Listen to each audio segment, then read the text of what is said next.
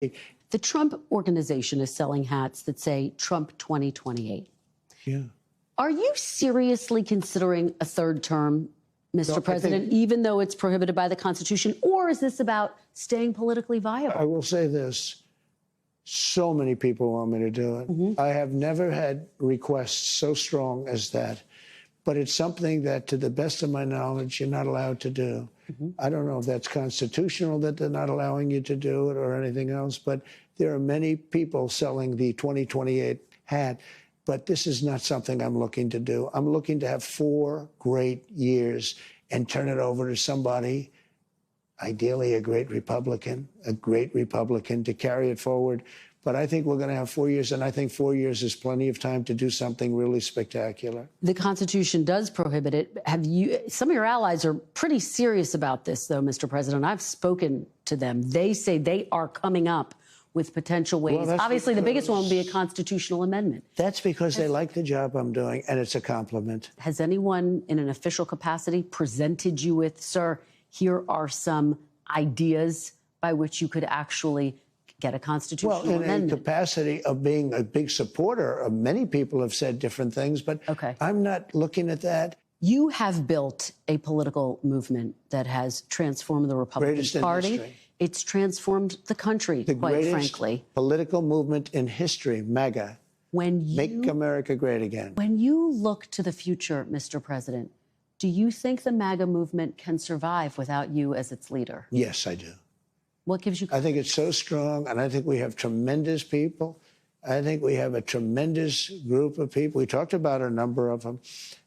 You look at Marco, you look at J.D. Vance, who's fantastic. You look at, I could name 10, 15, 20 people right now just sitting here. No, I think we have a tremendous party. And you know what I can't name? I can't name one Democrat. I mean, I look at the Democrats, they're in total disarray. They have a new person named Crockett. I watched her speak the other day. She's definitely a low IQ person. And they said, she's the future of the party. I said, you have to be kidding. I don't know what they're going to do. And I really believe in a two-party system. Because it's good to be challenged. It's really good to have a two-party. You know, it's good. Being challenged is okay. It keeps you sharp. I don't know what they're going to do. They have nobody. Bernie's 87 years old or something.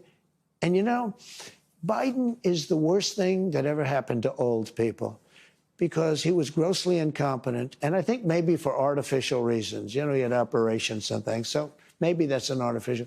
But I know people that are unbelievably sharp, and they're older than 87. But I watch Bernie Sanders. He's a nut job, but he's still sharp. He's sharp as he's the same guy he was. He hasn't gone down. But Biden is really, he's the worst thing to happen to old people. I know that you are only 100 days in, but as we sit here today, who do you see as your successor, Mr. President? Well, it's far too early to say that, but you know, I do have a vice president, and typically it would be, and JD's doing a fantastic job. He would be at the top of the list? It could very well be. I don't want to get involved in that. I think he's a fantastic, brilliant guy. Marco is great. There's a lot of them that are great. I also see tremendous unity. But certainly you would say that somebody's the VP. If that person is outstanding, I guess that person would have an advantage.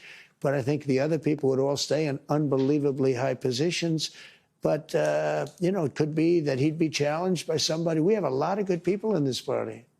Thanks for watching. Stay updated about breaking news and top stories on the NBC News app or follow us on social media.